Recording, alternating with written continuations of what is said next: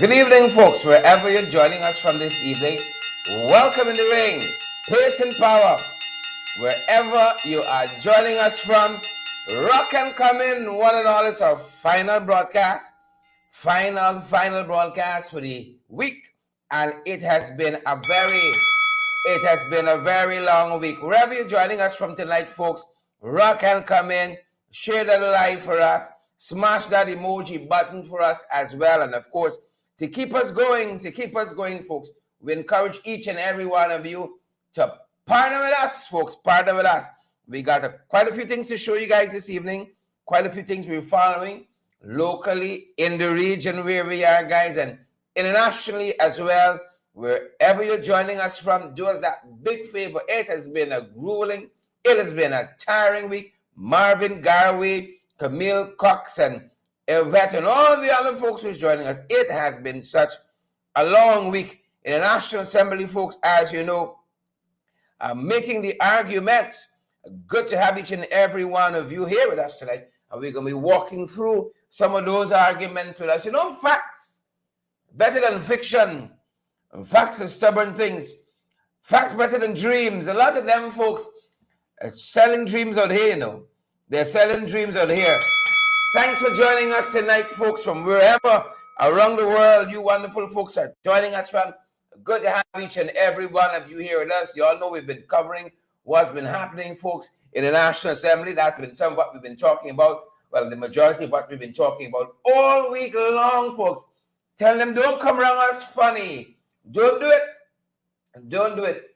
And as we picked up the pace towards the end of this week, we had some words for the good bishop, one Edgel, who came and was kind of, telling us like a Philistine or uncircumcised Philistine, all that his government was doing and not doing and this and that with the oil money. And we didn't know what we were doing and if we were wasting time and a whole bunch of stuff.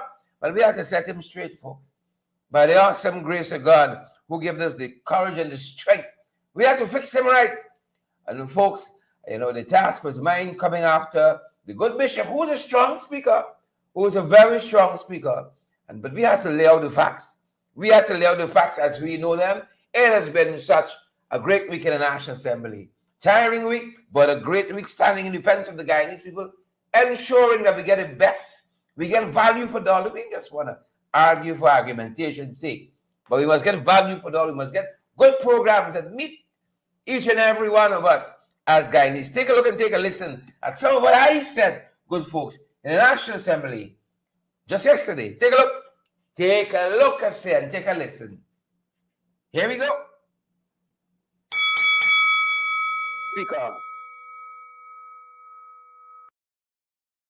Things. If the bishop wants to be honest and true to his creed as a Christian, and I think he is, I have no doubt he is, he will note that the gas that we so depend on, and oil more so that we so dependent, that contract was signed in 2099. Let me start there. In 1999, rather. In 1999, that contract was signed. Hold on. You have made some slips, Manti Lion. You have made some slips. When sorrows come, Charles, they come not as single spies. They come not as single spies. In 1999, but it was the inept and incompetence of the PVP's foreign policy that kept us from benefiting from that.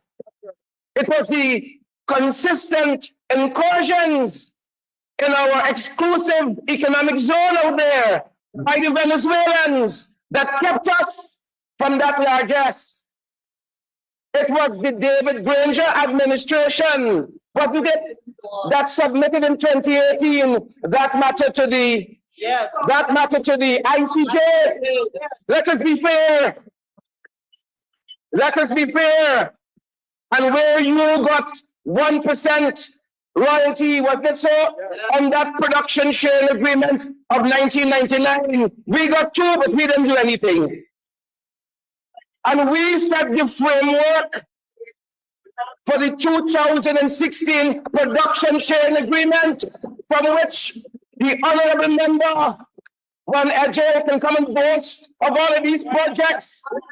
If the monies were there, Mr. Ejel, honorable member, let us be fair. These past 3 years have added to 26 years of the PPC and administration. Why didn't you deliver on a new Demerara Harbour Bridge? Why didn't you deliver on the Gas to Shore project? Why didn't you deliver on that new access road to the East Bank? If the monies were always there, if the brilliance was always there, let us be fair. You are benefiting from the brilliance of David Arthur Granger and those ministers that serve with him. Let us be fair.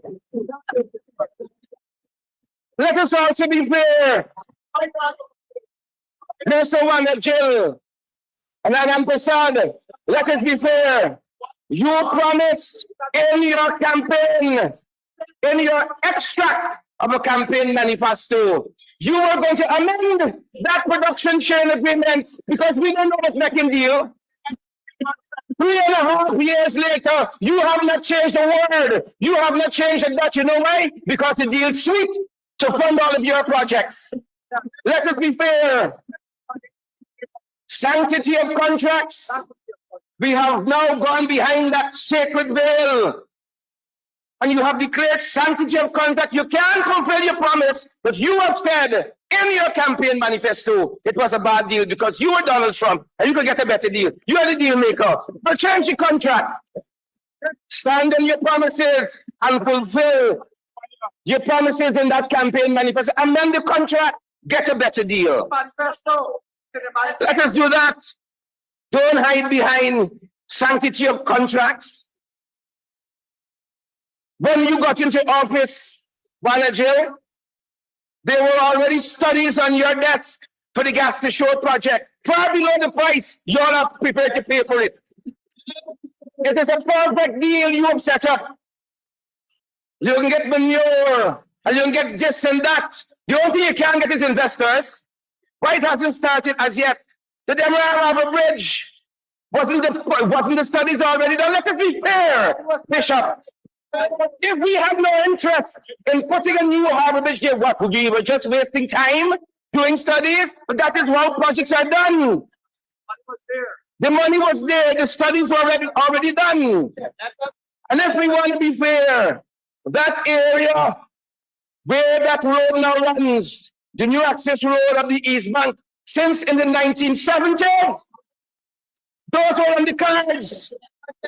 I have lived in South Randolph for 30 years of my life, lived on the shopping plaza, understood poverty. You know what's the building on the right as you approach the Jumbie Board? Do you know what's the building on the right? Honorable Member Sonia Parag? Do you know what's the building on the right? Honorable Deodat Indar? Some of you heard about South Randolph for the first time on taking government. Don't come in, it's funny. Don't come in, it's funny. That area on the right there, Juan Ejel, if you've lived in South, you know that there's the ranking. Don't come around me funny. And on the left of that, what a Chinese restaurant is now a dwelling place. What a Chinese restaurant at the corner of Green Hat Street. And I've known all my life that road is dedicated to a highway. And that's why that land was never occupied.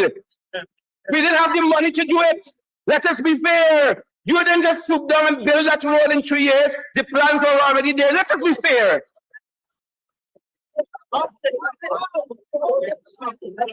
You know what is poverty? Do you know what's poverty in this house? Poverty is going to the shop in East Randolph under the PPP government, and you buy a tennis roll, and the shopman sorry for you, you dabble butt in it. You buy $40 milk, and they give you a spoon of sugar. Do you know what's poverty in this country? You know what's poverty? Some of you learned about East Randolph and Back Circle and Zenith when you came into government just now. Never visited those areas before. Give us a break in this government. We sat down and we craft a plan for the oil sector. In the production sharing agreement, we had an enemy at the gate in Venezuela. We tried to fend them off, taking that matter to the ICJ with the signing bonus. Where were you in defense of this nation?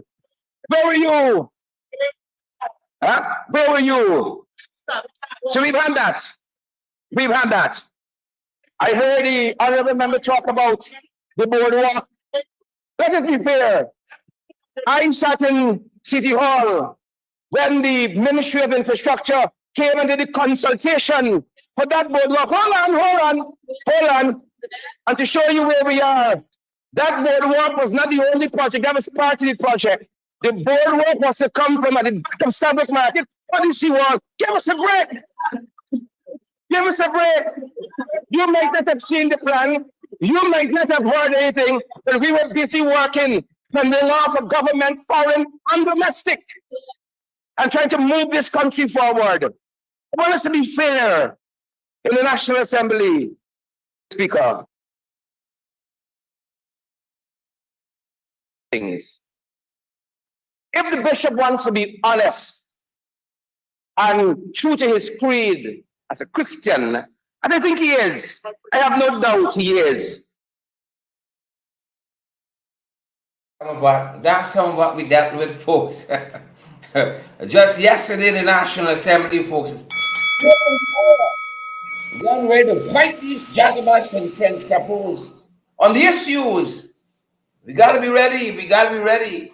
And a little bit in there, we talked about how we came in and met Gaisuko bankrupt as a company in 2015. We didn't tell our stories as strongly and as forcefully as we should have. We didn't tell our stories like that at all. That's one of the tragedies.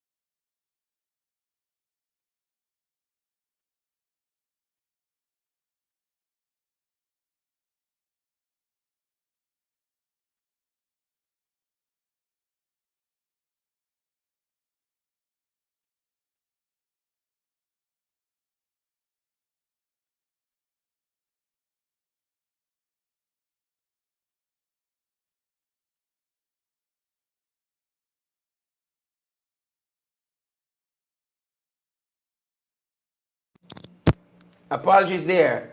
MP Vince Roy Jordan, circle back to this whole issue of what the current state of the sugar industry is. The one and only Vince Roy Jordan, he's like a brother from another mother. Take a look and take a listen to some of what he said, folks, on the floor of the National Assembly. Mr. Speaker, this PPPC government likes to shout to the top of their voices that the coalition doesn't like sugar workers. But sir, let me set the record straight. Mr. Speaker, we have no problem with the sugar workers. We were right-sizing the industry in the interest of the very workers and our country. However, sir, we question the waste and mismanagement of the spending of billions of dollars on Gaisuko because we care about the industry, sir, and its sustainability. And Mr. Speaker, we will continue to question the poor management and gross incompetence of this government when it comes to Gaisuko, after knowing for a fact, sir, what the VP Jagdio did at Skeldon with that failure of a project, Mr. Speaker. Sir, we cannot run from it. Gaisuko is failing miserably under the PPPC. It failed and was almost completely destroyed prior to 2015. And yet again, Gaisuko is on its dying bed in 2024. And here are the facts, sir. From 2019 under the coalition, APNU AFC, which was the last full year in office, Gaisuko received and produced the following: $4 billion. You need understanding, Honorable Sony Parag. Gaisuko made 92,246 metric tons of sugar sour. Mr. Speaker, when compared to that of the PPPC in 2023, Gaisuko received $6 billion, which was spent, and we see a major decrease, sir, with Gaisuko only making 600,000 metric tons of sugar. Yet again in 2024, Gaisuko will receive $6 billion. Mr. Speaker, we don't have a problem with the PPPCs obsessed with those projects that are failing, Mr. Speaker, because they for themselves are failures altogether. Mr. Speaker, in short, Gaisuko received approximately $4 billion in support from the APNU AFC government annually as a plan to ensure it returns to optimal production and sustainability. Then moving to viability, and sir, it produced at an average 100 metric tons of sugar annually under the APNU AFC. While under the PPPC, Gaisuko received over $30 billion, sir. And all public servants must know, all Guyanese must know, over $30 billion in just under 3 years.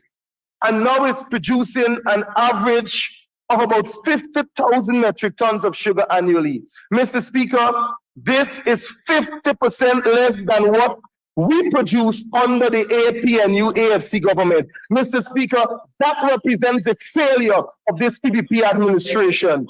Mr. Speaker, the bottom line is, sir, that the APNU AFC coalition government prudently managed Gaisuko, and the industry was better off aiming to be viable and self-sustainable. Yes. That is what the PPP must tell Guyanese, Mr. Speaker. And I challenge the Honorable Zulfikar Mustafa, when he comes, Mr. Speaker, to admit that Gaisuko was better off under the APNU AFC, Mr. Speaker. And not to speak about that failure at Rosal, where he pumped billions of dollars, Mr. Speaker, only to produce 1,030 tons of sugar, Mr. Speaker. Mr. Speaker, instead, the Honorable Minister with the responsibility for finance came to this house and said sugar expanded by some 28%, sir, when in fact sugar production took a drastic decline from the last complete year of the coalition, where in 2019, like I said, we produced over 92,000 tons of sugar, Mr. Speaker. Now, sir, in 2022 and 2023, Gaisuko produced 47,000 metric tons, sir, scrape of 53,000, sir, and now, sir, producing 60 metric tons of sugar, respectively. Sir, what the minister did not tell the nation is that the sugar production target was reduced twice, and sir, most laughable, a third time just to meet what the Minister of Agriculture would call achieving one's target. Mr. Speaker, the Minister of Agriculture should pack his bag and go home and stop spending and wasting taxpayers' money on Gaisuko. As a matter of fact, sir, the entire board and management of Gaisuko's, the head, sir, should pack their bags and leave and allow that corporation to grow and prosper, Mr. Speaker. Mr. Speaker, what a travesty it is for the minister to be talking about an increase in sugar production. Go. Mr. Speaker. Yep. That's the one and only Joy Jordan on his tweet in the National Assembly and making the arguments about where Gaisuko is in a bad place. And so the minister should pack his bags and go. The board of Gaisuko should pack its bag and go. I want to get to some of the other issues we're covering, folks, in the region, internationally, and other issues we're covering locally as well. But I feel so passionate by the kind of week we've had in the National Assembly. Here, for instance, is Annette Ferguson, the Member of Parliament, Annette Ferguson, talking about some of the inconsistencies, for the want of a better word. You know, how they went out of the way to do things for friends, family, and favorites. You know, and a lot, folks, went on at Sparring Dam up on the East Coast. And in Ferguson. Mr. Speaker, there's so much to say on the housing sector, but time will not permit me, Mr. Speaker. Mr. Speaker, the speaker before me said that we had 5.8 billion and we only spent 12% of that 5.8 billion. What the other speaker to say to us, Mr. Speaker, the 1,000 homes that they built in perseverance. The coalition government had to expend over $2 billion Guyana to fix all the defects, Mr. Speaker. So when you talk about housing, come with your facts, Madam Susan Rodriguez. Mr. Speaker, the disparity will continue. The disparity will continue. But I think I need to put this on record. Because we oftentimes come to this National Assembly and we talk so nicely about caring for people and providing 30,000 house lots, as they constantly would say. But Mr. Speaker, the forensic report of the Sparring Dam housing project, page 20, this is what it had to say at 10.5, Mr. Barataria. At the material, honorable member, at the material time, Mr. Barataria was executive president and head of the cabinet. He was previously an allottee of land at Good Shawakton, popularly known as Paddleville 1. The point is here, Mr. Speaker, he was awarded this land in 1998. Never lived in the house, built a house, never lived in it. And disposed of selling the property for $120 million in 2010. And got a piece of land they took from NCN at Sparring Dam. And what he did, they ensured lights, they ensured water, they ensured drainage, and you know what? Transformers of which you never paid for, Mr. Speaker. The records are lighted. So when y'all come in to talk that y'all have love, that y'all care about poor people and very principled people, y'all ain't ready yet to speak when it comes to the house. Yeah, Ferguson, and the point is being made there, but it's their own people, they go out of the way. You fortunate to get a little 2x4. And you can't get water on time, you can't get lights, and worse yet, roads. That's just the reality. Folks, there's another presentation just today. I want to get into some other information, folks, but I'm so excited listening to my colleagues. One presentation today, folks, I listened to start to finish and loved every sentence of it. And I was happy to be in the National Assembly when the Honorable Valda Lawrence, Member of Parliament and former Minister of Health, took to the podium, took to her feet and made her contributions to Budget Debate 2024. And some of what she has said is very fascinating. She had the numbers, she had the figures, she did a very, very thorough analysis of Budget 2024. And folks, here is some of what the Honorable Valda and Lawrence had to say in the National Assembly just today, folks. Take a look and take a listen to some of what she said. We still have the opener, we still have the opener.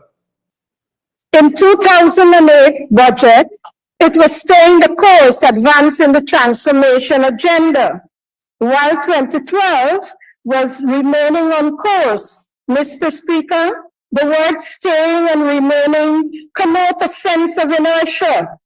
While unintended by the minister, one cannot help but feel that we are marking time, staying and remaining in the same place, as money is wasted on a hodgepodge of projects, skillfully being marketed as beneficial to the Guyanese family.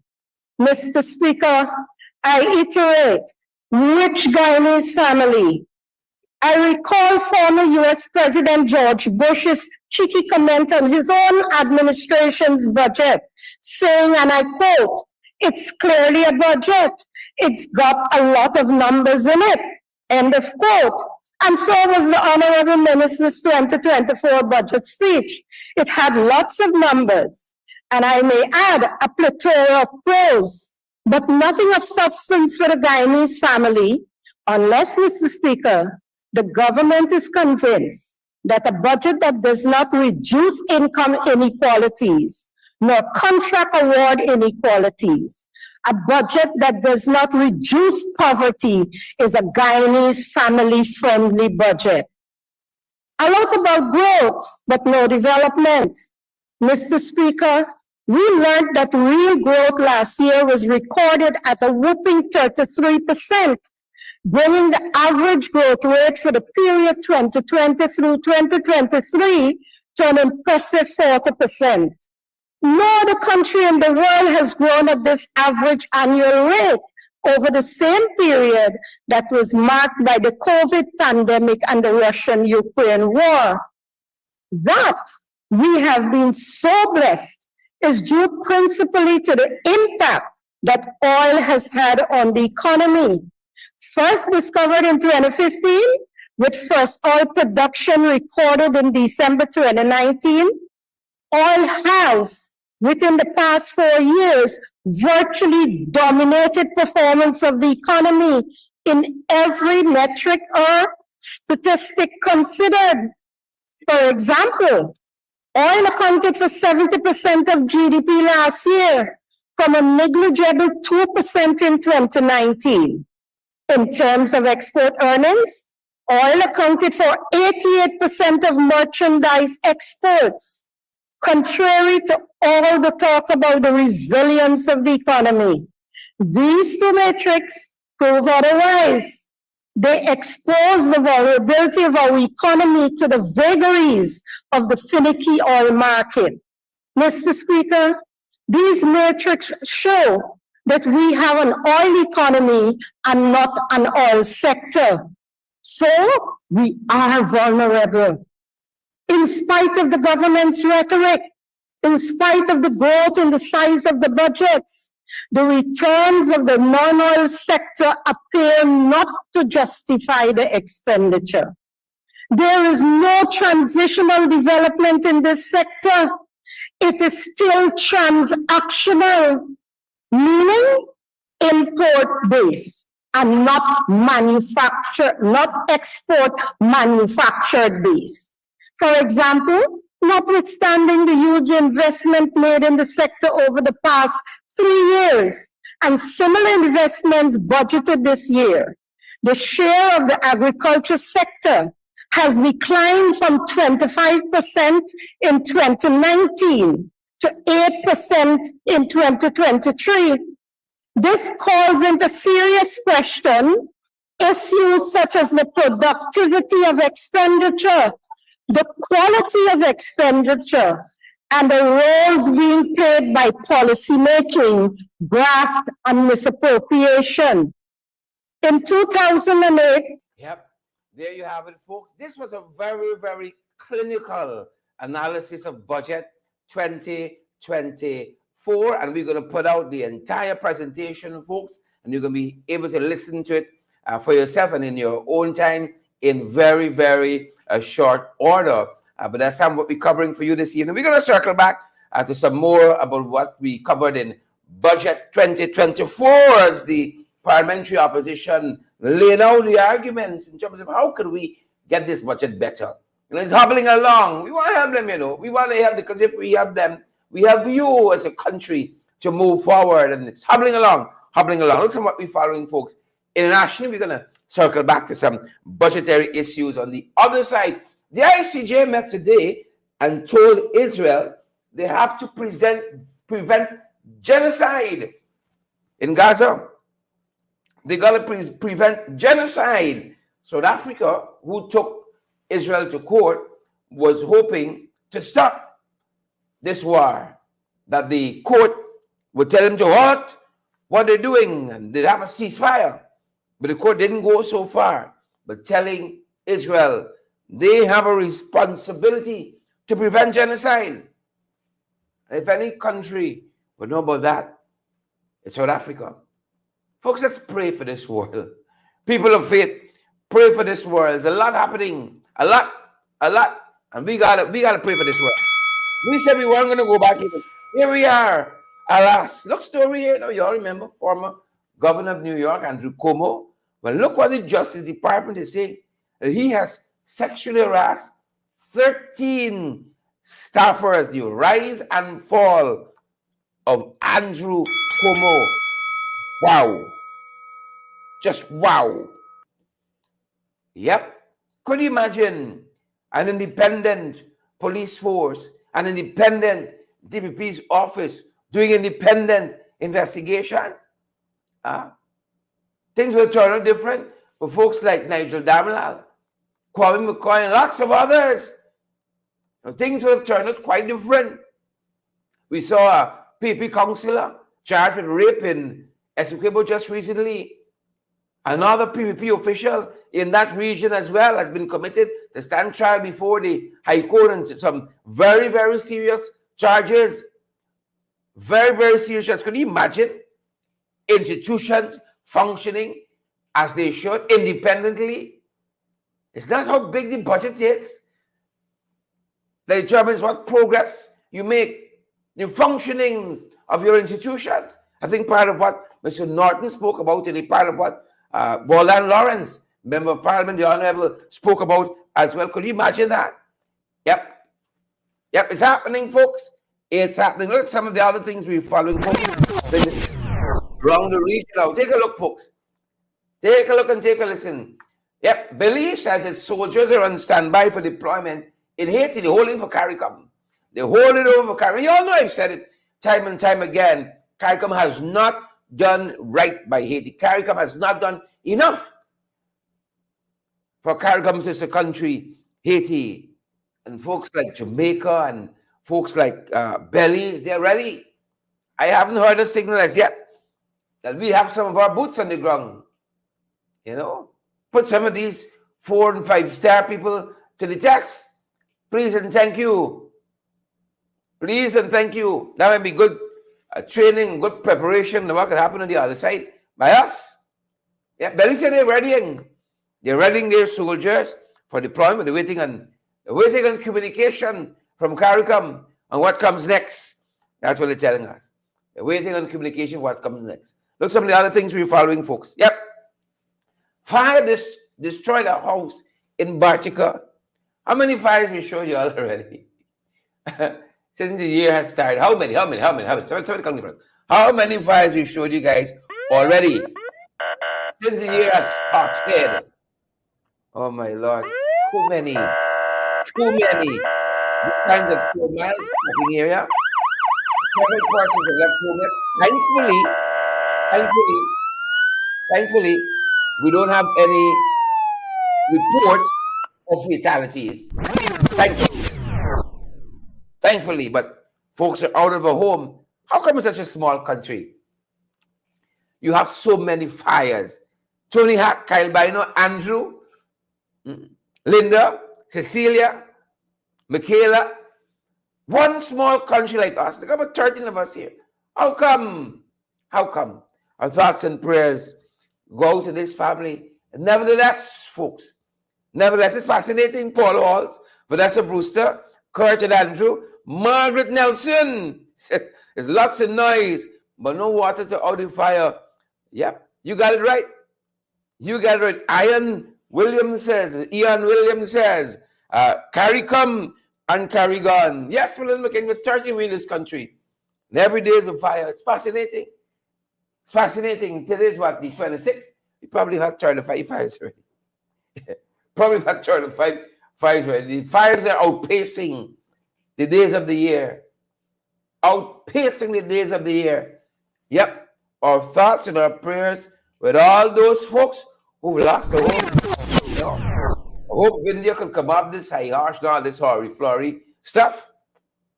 And actually, let's get some work done and do right by the people of this country. Who vex with us? Vex. We don't talk to things.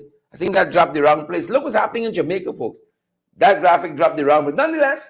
Nonetheless, the gentleman you're seeing here, Joylin Silvera, he is a member of parliament in Jamaica who is now charged with the murder of his wife.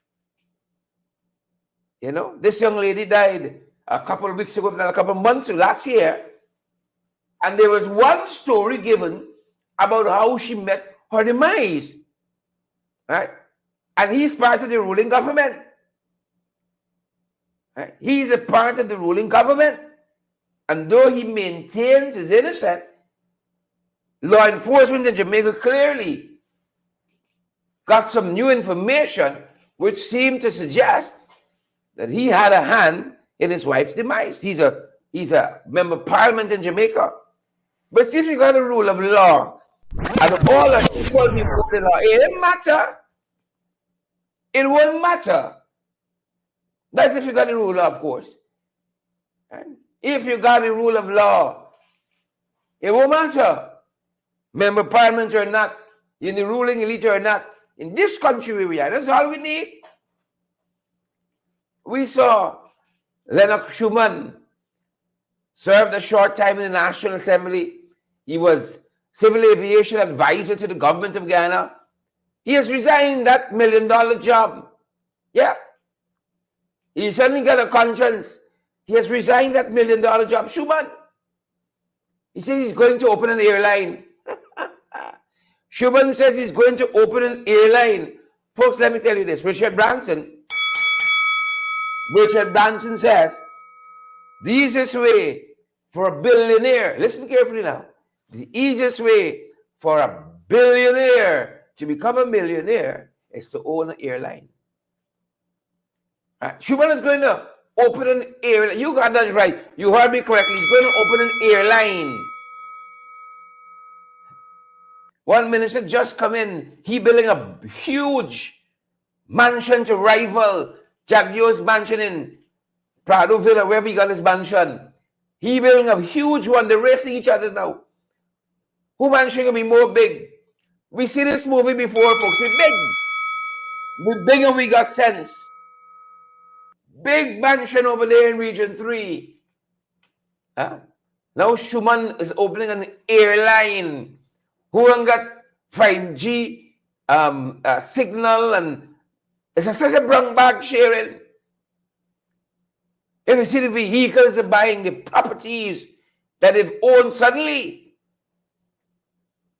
No, they save their whole life. Some of them since they come in, they're selling phone card, it's a side hustle. Or they've become rich.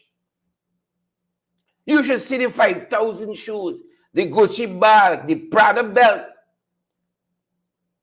Nice time. Nice time. And the people in this country can talk. While you say you're a little saltfish, you're a little sardine and the rice, trying to make do. Oh, you should see the spread. Some of them have the dog, the siren, the maid, the sweet woman, everybody. You should see how they're living lavishly. You hear somebody gonna get an award around somewhere in Africa? No. That's a vacation. That's cocking out for a couple of days, living it up. Living it up real nice too. Dubai, South Africa. Yep. Globetrotters, you call them. So what's happening, folks? So what's happening? And the folks said this man knows more than he's letting on. He knows a lot more than he's letting on. Good folks. That's what I say. You all know once we come here, so happy weekend, folks. How y'all doing out there? Share the live for us. Smash that emoji button. And let me go down the road. Please and thank you. You always hear these sounds? You always hear them. But when you hear somebody say, welcome to the 592, folks. Share the live. Smash that emoji. But some things we're covering. Pace and power. Some of our young people are doing well. We see some of them have gone on. Another cohort to the YLI program here. This is the Young Leadership Fellowship program in the United States of America. A number of our Guyanese folks have been accepted into this program. Shalon Lynch, Brian Smith, Nikita Bell, Lindy have been accepted into this program. It goes through the U.S. Embassy here in Georgetown, and they're taken to the United States of America for a number of weeks and exposed folks to lots of opportunities and training and so on that opens their horizon to their potential and necessity. Part of what the program do, folks, part of what the program is aimed to do is to enable the full economic potential of the region citizen. Fascinating program. Congrats to our young people, Shalon Lynch and Brian Smith and Nikita Bell, Lindy, and thank you so much to the American Embassy here in Georgetown for all the work that you guys are doing there to empower citizens. Yep, thank you so much. These folks, their lives are going to be forever changed. Yep, that's some of what we fall in. Congrats to them. Crime spiraling, folks. We tell you all, crime spiraling in the country. We're up. $2 for $2 for $2. Kitty Cutter. Kitty Cutter is Robson. My Lord. Heaven help us in this country. Good minor rob. Last when he executed a daring robbery on 23-year-old gold miner Mohammed Azam Tariq to relieve him of a quantity of raw gold, a weapon, some additional jewelry, among other things. Yep. That's what's going on in this country. They're not keeping us safe at all. And folks, as we become even more wealthy as a nation, you're going to see so much more of this. You are going to see so much more of this like you never seen before. They promised a crime plan. We're still waiting. Just like they promised to renegotiate the production sharing agreement of 2016, they promised a crime prevention plan. We still holding. We're in a holding pattern. Yeah, but you know them boys. You know what the word is like. You know, I hope the police find these guys. I hope the police go after them in a major way. We got to arrest this whole thing. It's not Saturday now. Any given day of the week, them people robbing you. Any given day of the week. Look, some health matters we think you guys ought to know about. We want to keep you guys updated with what's happening out there. Take a look at some of what's happening. You know, you got your kids and they're experiencing all kinds of symptoms. You know, they're telling us they got some serious matters happening. And it look like one thing, you see, but it could be something else. Diarrhea and vomiting in children, they tell us, is a critical medical emergency in these times, says Dr. Amanda Peters, a Guyana pediatrician, underscoring the urgency of the matter, stating that dehydration in children is a serious concern currently that demands immediate attention.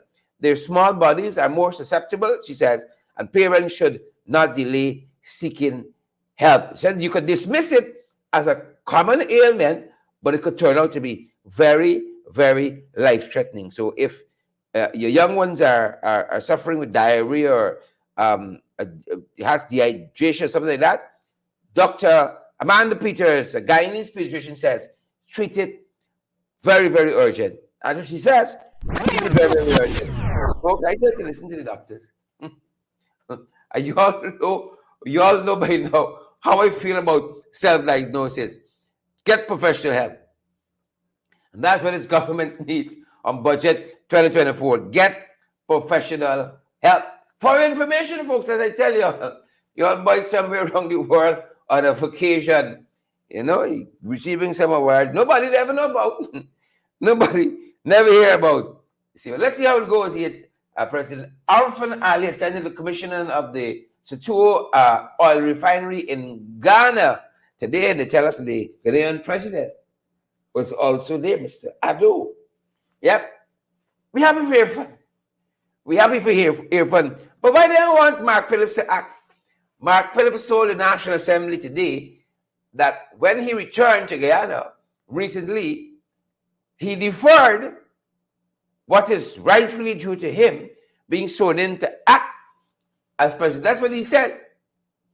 He said he deferred because he wanted to come and make his presentation before the National Assembly because he knows that you guys would have been looking out for his presentation, Donna Daly and Joy Dotson. Joy, how are you doing? That's what he said. He knows you guys would have been looking out for Harris Calder, Yolanda Thomas, Abira, Wenda Hudson, and William said he knows. And he extolled himself as the people's prime minister. It was fascinating. He said he's the people's prime minister. Well, if he feels so, I can tell him. He says he's a man of the people, beloved.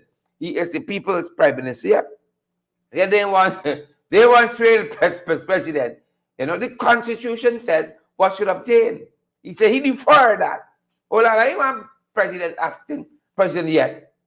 Right? I go and talk. I go in and talk. That's what he said, folks. You think it's easy? Well, it is not. It is not. It is not. It is not easy. We told you a number of things, folks, that occurred during Budget 2024 as we made the arguments there, folks. When you listen to some of our colleagues on the other side,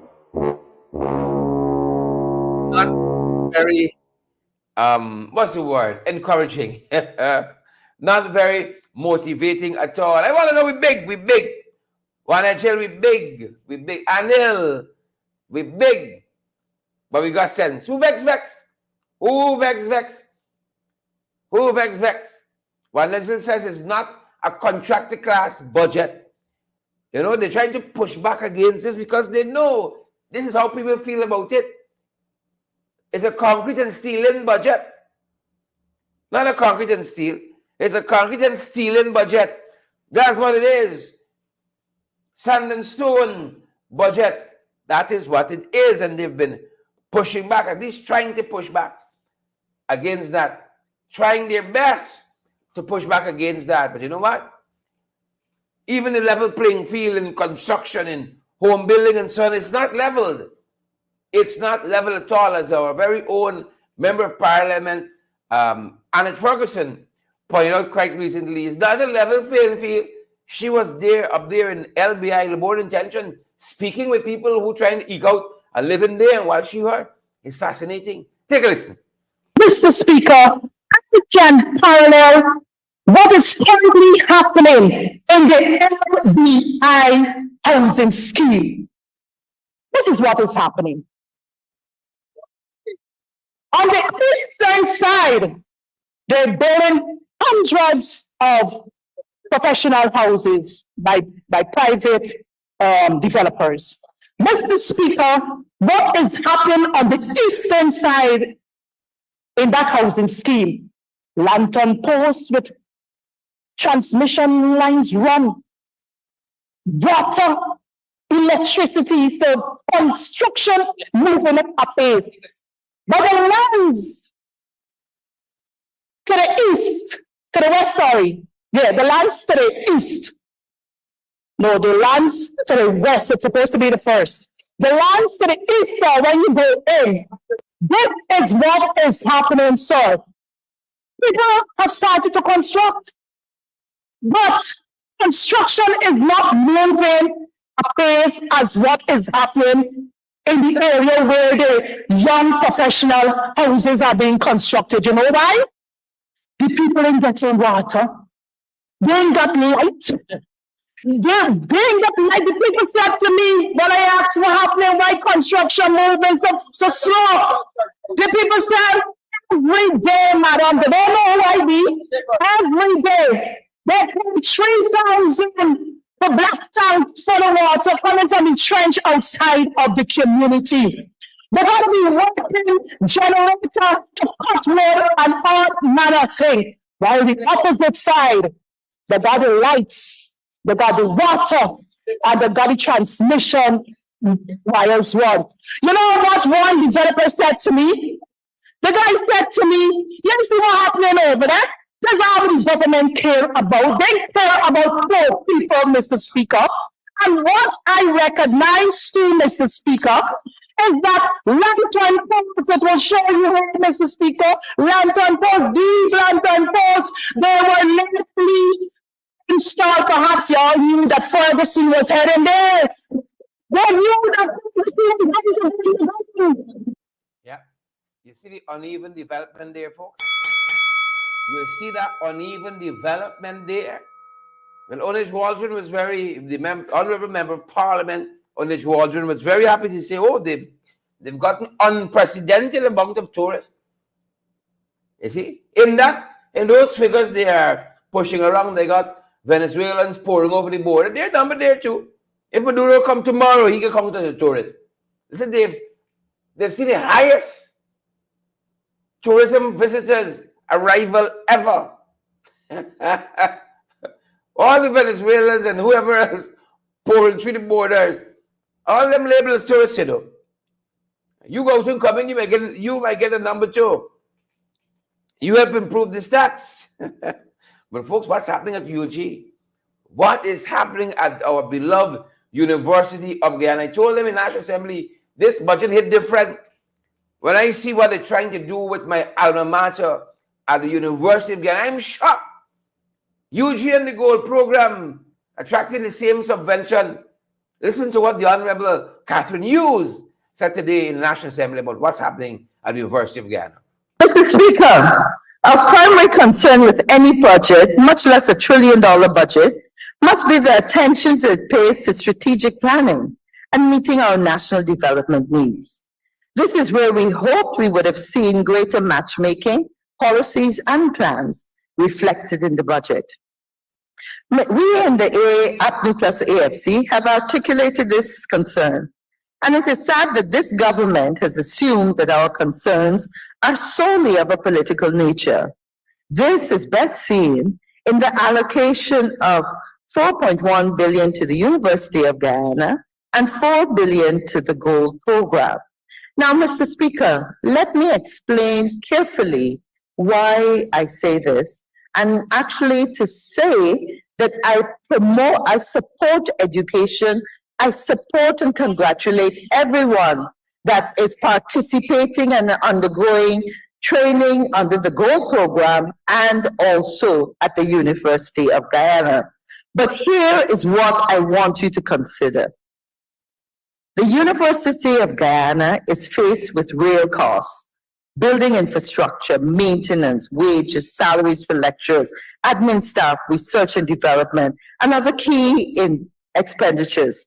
Contrast this to $4 billion for the Gold Program, which is primarily based on information in the public domain, a virtually based online program, without the heavy burden of massive physical infrastructure and focus on general international courses.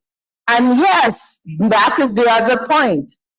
We, at this stage in our development, should be promoting funding for training that directly impacts our country. Matching of our human resource needs that are required to drive the oil and gas industry must be our priority.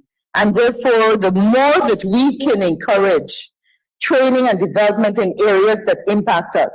Research and development, for example, we're unique. We are below the sea level. Departments that deal with draining and irrigation must be well financed, so that when we're building roads and sea defenses, we must know how it's going to impact on our unique peculiarities.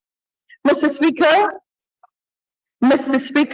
what seems to be lacking in the last few years is the National Development Plan, in which this and previous budgets sit, or the articulation of the development plan, if it does exist. Not the manifesto of a political party, or I'm talking about a real national development plan that everyone in the country can follow and support. Mr. Speaker, our primary concern with any budget, much less $1 trillion budget, must be the attention it pays to strategic planning and meeting our national development. Yeah, there you have it, folks. The Honorable Cathy Hughes, apology, is there, walking us through what will be happening at the University of Guyana. Shocked like the rest of us at UG and Gold, competing for the same funding. Mr. Aubrey Norton also spoke today, and I'm so sorry we seem to be out of time. I can't give you more than we will give you folks of Mr. Norton's presentation, but we can definitely set it aside for you guys and put it up there on all our social media pages. Here's Mr. Norton talking about budget 2024 and what he believes they may be missing. Take a look, take a listen. Mr. Speaker, I am concerned that we can produce a budget that does not serve our people. The lyrics of success are mostly from the oil and gas song, which sits at the top of the billboard of economic industries in Ghana and is likely to remain there for a long time, unless something catastrophic or dramatic occurs. Mr. Speaker, if the government does not address this new reality and its consequence in a prudent and careful manner, Guyana can easily become a country deeply afflicted by many crises resource-rich countries are known to experience. We appear to be already heading in that direction. We have started to become conspicuously divided by wealth, and we must prevent the income chasm from widening and leading to economic and social instability. We should use our wealth to promote stability and not divisiveness. We must build an economy that uplifts the quality of life of our people and the environment in which they and our businesses must operate. We must make true the maxim, Mr. Speaker, that a rising tide lifts all boats. We cannot afford to leave the powerless behind. We cannot afford to leave the poor behind. Clearly, the oil and gas industry has changed our country, as reflected also in its impact on our economy and revealed in the demand for goods and services through employment, through the need for various support services, and through its involvement in sporting and cultural activities. Positioned in a dominant role and soaring like the formidable and majestic RP Eagle, the oil and gas industry accounted for 70% of Guyana's gross domestic product in 2023. It is expected to make an even larger contribution in 2024 and several years beyond, as it flies high above the other industries that many continue to cling to for their livelihood. And that is important. We seem to be treating the oil and gas industry like if it is the only thing in Guyana, when a lot of Guyanese depend on other industries. Government needs to take action to stimulate growth and development in other industries and to initiate development in new industries, as stated by the Honorable Member, Mr. Sherwin Holder.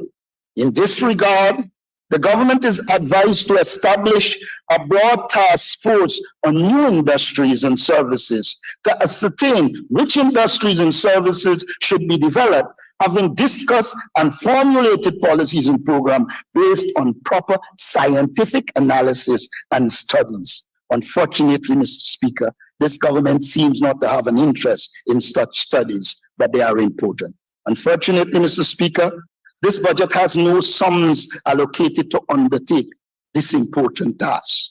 Clearly, the government lacks vision.